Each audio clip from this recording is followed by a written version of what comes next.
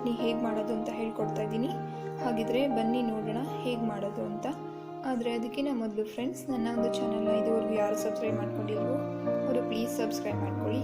ಹಾಗೆ ಪಕ್ಕದಲ್ಲಿರೋ ಒಂದು ಬೆಲ್ ಐಕನ್ನ ಪ್ರೆಸ್ ಮಾಡೋದನ್ನು ಮರಿಬೇಡಿ. ನಾನು ಮಾಡಿರೋ ಈ ಒಂದು ವಿಡಿಯೋ ನಿಮಗೆ ಇಷ್ಟ ಆಗಿದರೆ ಪ್ಲೀಸ್ ಲೈಕ್ ಮಾಡಿ ಮತ್ತು ನಿಮ್ಮ ಫ್ರೆಂಡ್ಸ್ಗೆಲ್ಲ ಶೇರ್ ಮಾಡಿ.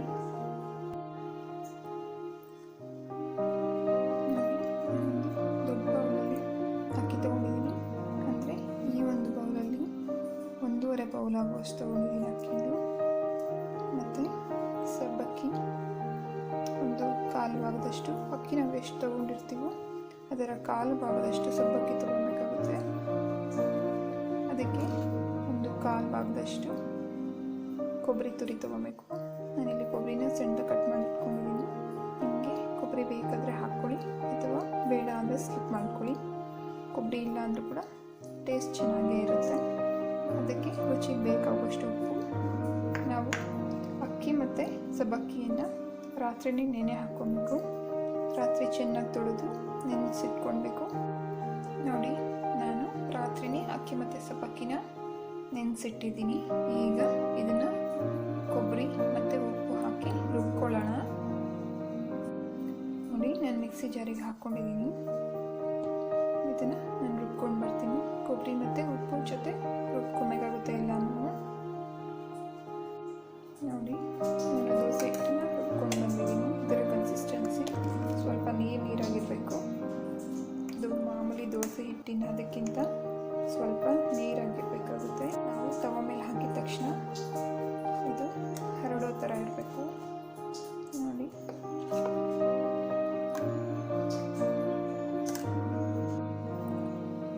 ಚಟ್ನಿ ಮಾಡೋದಕ್ಕೆ ನಾನಿಲ್ಲಿ ಒಂದು ದೊಡ್ಡ ಬೌಲಲ್ಲಿ ಕೊಬ್ಬರಿ ಪೀಸಸ್ ತೊಗೊಂಡಿದ್ದೀನಿ.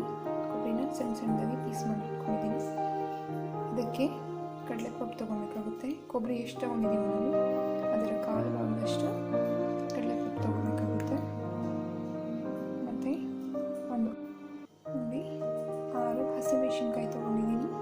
ಒಂದು ಅರ್ಧ ಹೋಳಾಗುವಷ್ಟು ಈರುಳ್ಳಿ ತೊಗೊಂಡಿದ್ದೀನಿ. ಒಂದು ಸ್ವಲ್ಪ ಹುಣಸೆ ಹಣ್ಣು ತೊಗೊಂಡಿದ್ದೀನಿ. ಮತ್ತು ರುಚಿಗೆ ಬೇಕಾಗುವಷ್ಟು ಉಪ್ಪು ತೊಗೊಂಡಿದ್ದೀನಿ. ನಾವು ಇದನ್ನೆಲ್ಲ ಹಾಕಿ ಈಗ ಮಿಕ್ಸಿ ಬೌಲ್ಗೆ ಮಿಕ್ಸಿ ಮಾಡಬೇಕು.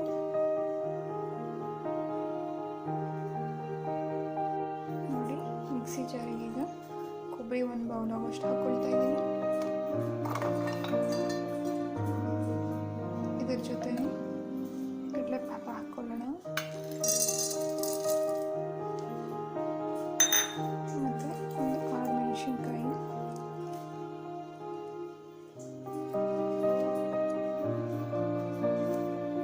ಒಂದು ಸ್ವಲ್ಪ ಹುಣಸೆ ಹಣ್ಣು,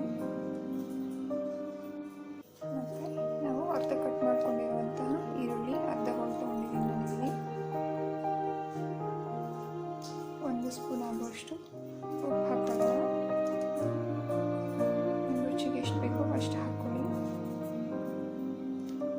ಈಗ ಇದನ್ನು ನಾವು ಮಿಕ್ಸಿ ಮಾಡಬೇಕು. ನಾನೀಗ ಮಿಕ್ಸಿ ಮಾಡ್ಕೊಂಡು ಬರ್ತೀನಿ. ನೋಡಿ, ಈಗ ನಂದು ಚಟ್ನಿ ಮಾಡಿದಾಗಿದೆ. ಈಗ ಎಲ್ಲ ರುಬ್ಕೊಂಡು ಆದಮೇಲೆ ನೀವು ಕೊತ್ತಂಬರಿ ಸೊಪ್ಪು ಹಾಕಿ ಇನ್ನೊಂದು ಸುತ್ತಕೊಂಡ್ರೆ ಚೆನ್ನಾಗಿರುತ್ತೆ. ನಾನಿಲ್ಲಿ ಕೊತ್ತಂಬರಿ ಸೊಪ್ಪು ಹಾಕಿಲ್ಲ, ನೀವು ಬೇಕಿದ್ದರೆ ಹಾಕ್ಕೊಂಡು ಮಾಡ್ಕೊಳ್ಳಿ. ಈಗ ಚಟ್ನಿ ರೆಡಿಯಾಗಿದೆ. ದೋಸೆ ಹಿಟ್ಟು ಕೂಡ ರೆಡಿಯಾಗಿದೆ.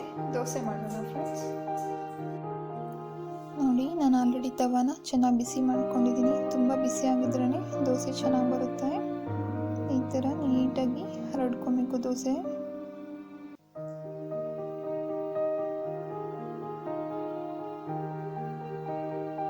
ನೋಡಿ, ಎಲ್ಲ ಕಡೆ ನಾನೀಗ ಹಾಕಿದ್ದೀನಿ ದೋಸೆ ಹಿಟ್ಟು.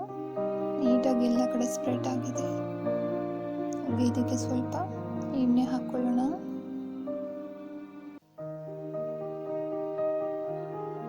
ಇದು ದೋಸೆ ಬೆಂದ ತಕ್ಷಣ ನಿಮಗೆ ಗೊತ್ತಾಗುತ್ತೆ. ಸೈಡಲ್ಲೆಲ್ಲ ಅದಾಗದೆ ಬಿಟ್ಕೊಂಡು ಬರುತ್ತೆ.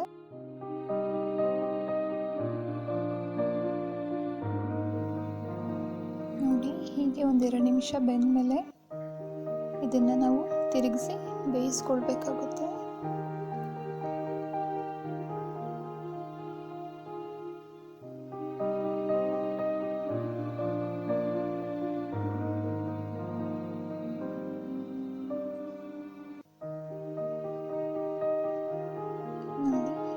ಫ್ರಿಡ್ಜಲ್ಲೆಲ್ಲ ಅದು ತವದಿಂದ ಬಿಟ್ಕೊಂಡಿದೆ ದೋಸೆ. ಈಗ ನಮಗೆ ಇದು ತೆಗಿಬಹುದು ಅಂತ ಅದರ ಅರ್ಥ. ಈಗ ಇದನ್ನು ತೆಗೆದು ನಾವು ತಿರುಗಿಸೋಣ. ತಿರುಗಿಸಿ ಕೂಡ 1 ನಿಮಿಷ ನಾವು ಬೇಯಿಸ್ಕೊಬೇಕಾಗುತ್ತೆ.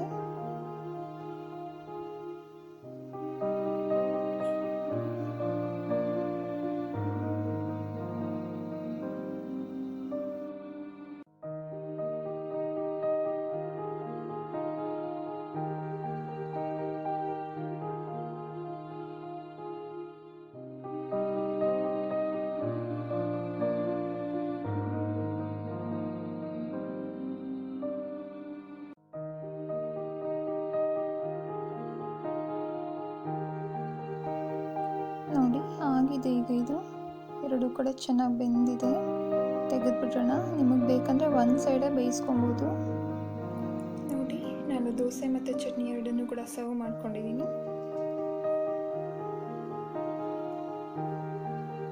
ಚಟ್ನಿ ಮೇಲೆ ಸ್ವಲ್ಪ ಗಾರ್ನಿಷಿಂಗ್ ಅಂತ ಪುದೀನ ಇಟ್ಟಿದ್ದೀನಿ. ಹೇಗಿದೆ ಫ್ರೆಂಡ್ಸ್ ನಾನು ಮಾಡಿರುವಂಥ ಈ ರೆಸಿಪಿ? ನೀವು ಕೂಡ ಮನೇಲಿ ಟ್ರೈ ಮಾಡಿ. ಹೇಗೆ ಬಂತು ಅಂತ ನನಗೆ ಕಮೆಂಟ್ ಮಾಡಿ ತಿಳಿಸಿ friends. Thanks for watching my video.